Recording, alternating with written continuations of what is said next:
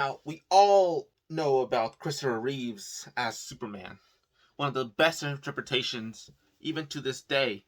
Except, I have a competitor to who can beat him as the best Clark Kent. Like, yes, we will never get to the point of when Christopher Reeves went from back and forth from Clark Kent and Superman at a moment notice as two different people. But I love that Superman, it's not gonna lie. But his Clark Kent was always a complete fake. There was never an indication that Clark Kent was ever who he was. But you know where I found I was actually looking for? In the Superman and Lois show that came out in CW. And yes, I know you're probably going to say, CW, terrible, terrible. And don't get me wrong, it is. But this is one of the shows that doesn't feel like a CW show. Tyler Hoechlin, the star, amazing actor. He actually showed up in the Supergirl show.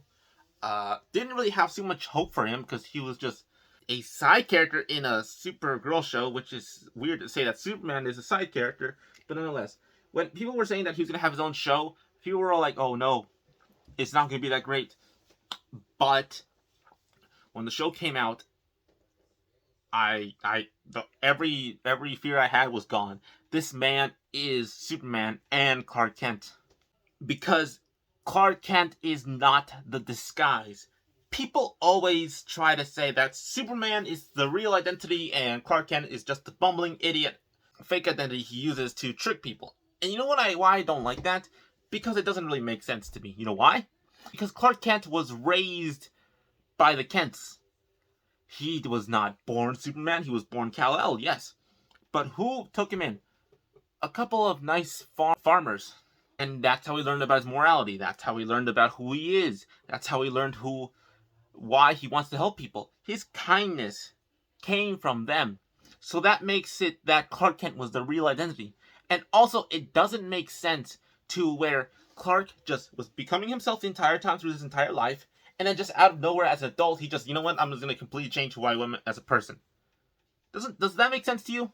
But in this version of his events, no, Clark Kent was never the disguise. That was who he truly was, and that's how we discovered who Superman was going to be. Superman was a disguise.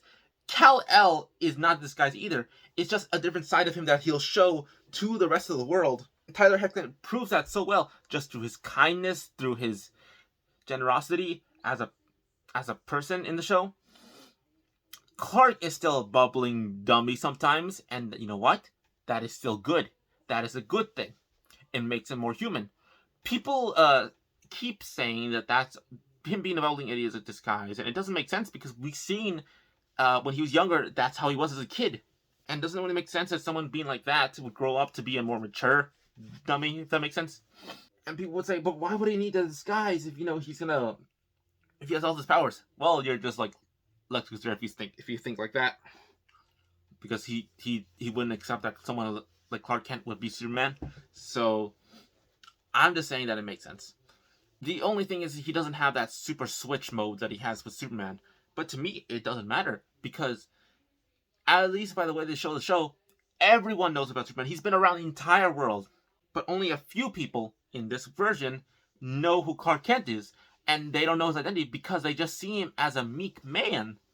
Just a regular man. A good man, but not like anything special. His parents were technically more celebrities than he was at the time, if you think about it. So they were more looking at them than they were looking at him. Even though he disappeared a lot, the whole Superman thing, he was still there. And as an adult, in this show, he has kids. 2 kids. Normally in the comics he has 1, but they wanted 2. I don't know why at the time, but then I saw it makes sense. Have the brother rivalry. One who has extreme anxiety. Things with Jordan were more challenging. Tantrums, night terrors. A year ago, he was diagnosed with social anxiety disorder. And then one who's basically Jonathan Kent, the one who's goofy kid, he's really popular when he gets older. But that dynamic was so cool. And him being the dad, because the spoilers, the one that has the anxiety was the one that actually gained the powers. And Clark, still being him, the nice guy, everything like that, has to take care of him because that's his kid. He always tries to be there as much as possible, and Lois is there as well. Because, she's the mom. She actually takes care of him. We see that. We see how hard it is. And I think that was an important thing to show because, okay, we have Superman. We have Clark. How are we going to give him conflict? Because people always say that, why would Superman need to... How would Superman have conflict? How would Clark Kent have conflict if he has all these powers? And I'm like... Do you realize there's normal issues where normal people don't have issues where they fight giant monsters every day? And Clark needs that escape sometimes to just be a person. And even as a person, this is still exhausting. Because, again, with his kid, he still has to be himself, but with someone who has trouble with things. And there's the other kid who doesn't need some trouble. And then what happens with that? This shows how him being Clark is an extension to what Superman does. All he does is pretend that he's not strong. And people say, like, why? But wouldn't that be unrealistic? Well, I'm going to use an example from another universe with this webhead.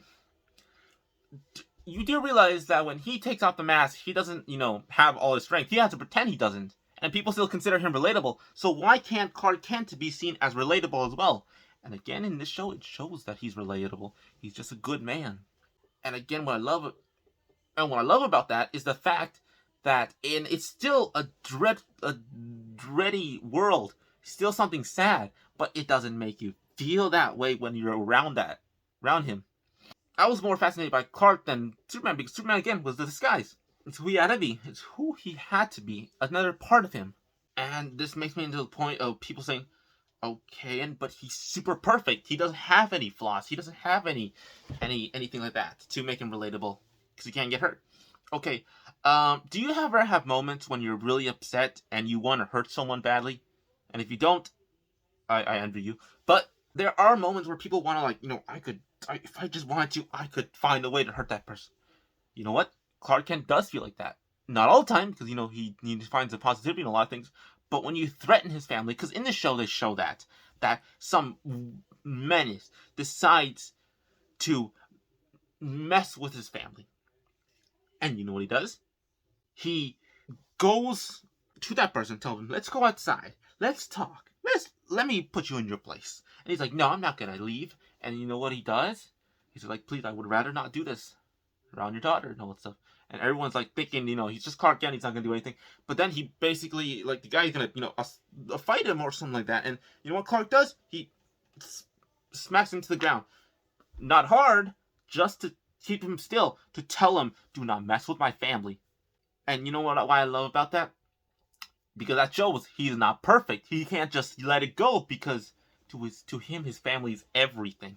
Family to him is everything. And before this scene, when he heard that through Lois, he was ready to just, he was leaving. But Lois was having to tell him, this is not a job for Superman. And you know what Clark does? He's not going. This is not a job for Superman. He's not going. Do you know how impactful someone has to be to say, hey, I'm more afraid that Clark Kent is going to beat that guy up than Superman? That is some dedication. I just can't.